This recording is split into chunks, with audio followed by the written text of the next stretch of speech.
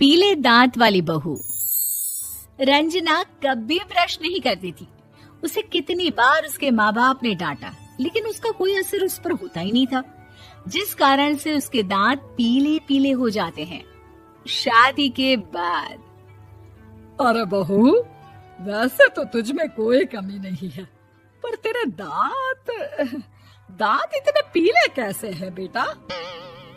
कैसे मतलब? कोई सर्जरी थोड़ी ना कराइए। वो तो क्या नाम, मैं ब्रश नहीं करती थी तो पीले हो गए। अब क्या करूं? आप कहे तो लाल करवा लूं या फिर काले? यार ये क्या है, क्यों माँ से लड़ रही हो? लड़ रही हूँ? अरे मैं लड़ रही हूँ या ये बोल रही है कि दांत पीले हैं, पीले। अरे तपस्या थोड़ी ना की है इन्हें पीले करने के लिए। बकायदा ब्रश नहीं किया है 20 साल तक, तब जाकर। छी, कैसी बात कर रही हो? ये उस वक्त तो पीले नहीं थे जब हम लोग तुम्हें देखने आए थे।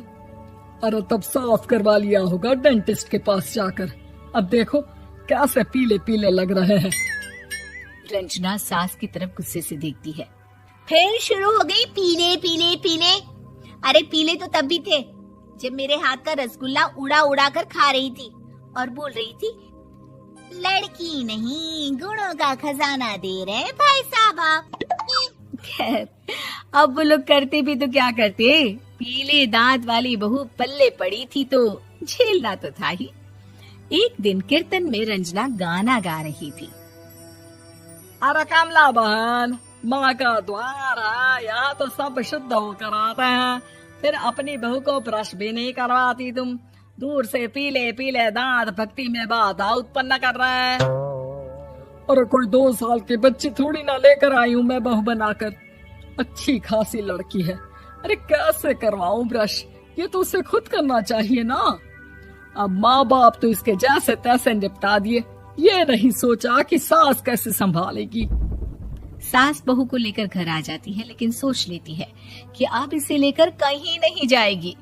अगले रोज बहू कहती है, अरे क्या हो गया, मंदिर नहीं जाना क्या? कीर्तन का वक्त हो रहा है। मेरी मधुर वाणी से कान्हा जी जागते हैं और सोते हैं। आप तो जानती है ना उनकी भक्ति में कितना मन लगता है मेरा। वो क्या है ना, तबीयत ठीक नहीं लग रही है मेरी, आराम करूंगी मैं। तबीयत ठीक नहीं लग रही? अभी तो मिथुन के गाने पर नाच रही थी आप, और अब बोल रही है कि तबीयत ठीक नहीं लग रही। अरे भक्ति में मन लगा लो सासू माँ, ऊपर जाना है, क्या मुंह दिखाओगी आप? हाँ? सास को बहू की बात पर गुस्सा आ जाता है। मैं क्या मुंह दिखाऊंगी, इसकी चिंता तो ना कर, समझी? अपने मुंह की चिंता कर, जो ये पीले पीले दांत लेकर हर जगह पहुंच जाती है। पता है लोग कितना मजाक बनाते हैं। ना जी ना, मैं नहीं जाना कहीं तेरे साथ। तो ये बात है। कोई ना, मत जाओ, मैं अपने कमरे में ही बैठकर भक्ति कर लूंगी। ऊपर वाला दांत थोड़ी ना देखता है, मन देखता है, भावना देखता है। और अरे बस बस, तू सब कुछ दिखा, बस ये सफेद चमकदार दांत ना दिखाना किसी को, है? जा यहाँ से। बहू को सास की बात का कोई फर्क नहीं पड़ता, वो तो जैसी थी वैसी ही रह जाती है। सुबह नहाकर किचन में खाना बनाना, फिर खाना खाना, कीर्तन भजन करना और सो जाना। एक दिन, माँ जी मैं सहेली के घर जा रही हूँ, शाम को लेट आऊंगी। हाँ, तो जाना, मैंने कौन सा तेरी आरती करनी है घर पर बैठकर। रंजना सहेली के घर जाती है, जहाँ वो पार्टी में जाने की तैयारी कर रही होती है। अरे शिखा, कहाँ जाने की तैयारी कर रही है? मैं गलत वक्त पर आ गई क्या? अरे नहीं यार, उल्टा सही वक्त पर आई है। मैंने ये साड़ी और ज्वेलरी निकाली है यार, शाम को इनके ऑफिस की एक पार्टी में जाना है। बताना कैसा लग रहा है ये सब? नहीं यार, इस ड्रेस के साथ तो वो वाली ज्वेलरी अच्छी लगेगी। हाँ, सही बोल रही है, मैंने ध्यान ही नहीं दिया। वैसे तो हमेशा से मस्त फैशन सेंस रखती है। तो बड़ा जाती होगी ना पति के साथ पार्टी में। रंजना कुछ नहीं बोलती, बस सोचती है कि यार काश ये बात सही हो जाती, पर मैं क्यों नहीं जाती पार्टी में? क्या इन लोगों की कोई पार्टी होती नहीं होगी? रंजना घर आती है और रात में पति से सवाल करती है, एक बात बताइए, आप मुझे किसी पार्टी में क्यों नहीं ले जाते? क्या आपकी यहाँ ऑफिस में पार्टी नहीं होती?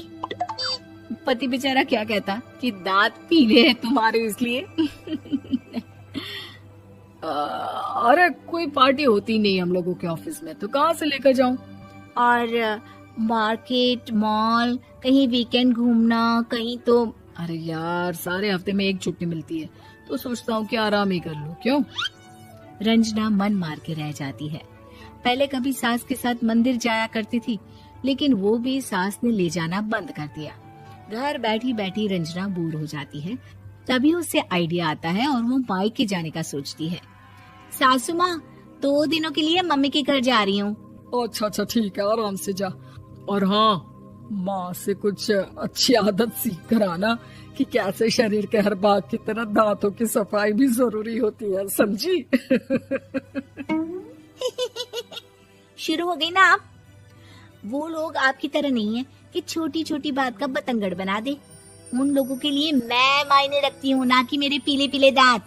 रंजना माँ को बिना बताए उन लोगों को सरप्राइज देती है, लेकिन जैसे ही वो दरवाजे पर पहुँचती है, अंदर देखती है कि घर वाले कहीं जा रहे होते हैं।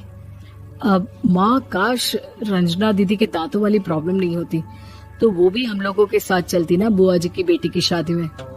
हाँ बेटा, लेकिन अब उसे कौन समझाए कि उसको उसके पीले दांत नहीं दिखते, लेकिन उसके आसपास के लोगों को कितना एम्बैरेसिंग फील कराते हैं। मुझे तो कितनी बार उसके स्कूल की टीचर ने शिकायत की कि उसके साथ कोई लड़की बैठना भी नहीं चाहती, और ना ही कॉलेज में कोई उससे बात करना चाहता था। लेकिन पता नहीं क्यों उसे ये बात समझ में ही नहीं आती। कोई कमी नहीं है उस लड़की में, बस यही कि दांत पीले हैं। वो तो भला हो जीजा जी और उनकी माँ का, जो दीदी को जैसी है वैसे ही रखा हुआ है। रंजना को अपने घर वालों की बात सुनकर बहुत दुख होता है। वो सोचती है कि वो क्या करे, लेकिन फिर वो सीधा डेंटिस्ट के पास जाती है, अपने दांत चमकाती है और कसम खाती है कि वो रोज ब्रश करेगी। अरे क्या हो गया? तुम तो 2 दिनों के लिए गई थी ना, पर कोई ना, अच्छा है, चलो आ गई तो। रंजना सास के सामने आकर खड़ी हो जाती है और पूरी स्माइल करती है, उसके चमकदार दांतों को दिखाती हुई। हैं? चले मंदिर? माँ, मुझे माफ कर दीजिए, मैंने आप लोगों को बहुत एम्बैरेसिंग फील करवाया। मैं आज से रोज